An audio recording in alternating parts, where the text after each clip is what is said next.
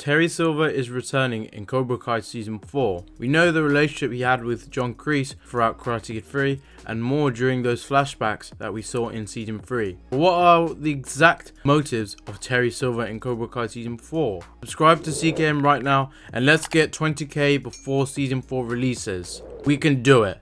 So in an interview with AwardsWatch, the Cobra Kai creators Jon, Hurwitz, Hayden and Josh Hield spoke about Silver. Dewey, who you may remember from the William Zabka interview, was also part of this interview, and he asked about Silver and what Terry Silver's motivation behind him returning to the Valley by Kreese's request. And this is how Hurwitz responded to that question. It's Terry Silver's motivation here.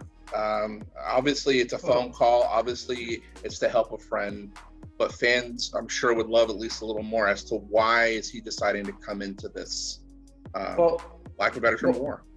Well, we can't give you the details of what's in Terry's head there, but because you want to enjoy the show. But what we can say about Terry is 35 years have passed since we've seen him, and we're going to get to see kind of where he's landed right now. What we pick up with him today, we get to see where he's at today. We get to see in what ways he's the same, in what ways he's different, and what his motivations are. So you'll I think if you love Terry Silver in the past, there's he's still can kick ass. He still knows karate. I mean, he's a tough guy, but who knows what his motivations are and exactly what he has in store for the season. I don't think we can say specifically how he's going to react to everything that's going on right now in the Valley. Hayden then responded to the question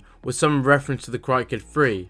If all we know about him, for the people who haven't seen season 4, is what you saw in Karate Kid 3, and his motivation in that was just to help his friend, and you see the lengths he's willing to go to. Now Hayden says they are trying to treat the Karate Kid 3 with the Christopher Nolan type of treatment, this meaning to make it original and feel as present as possible while not retconning what viewers saw in the third installment of the Karate Kid. It's 35 years later, but that's what we do is we take Karate Kid 3, we look at it and we try to give it like that Christopher Nolan treatment of how do we make this feel as real today as possible, while not retconning what we saw in Karate Kid 3. So our hope is that it's weird. What we're doing is we're trying to entertain, the audience, but also make what Karate Kid 3 was this piece of canon that actually is true. Now Dewey asks an amazing question that we all want to know: if Silver has changed his villainous ways. Now Josh Hield responded to this one, and this is what he said. Yeah, he said things like, "We're going to bring the pain," etc. I mean, people change.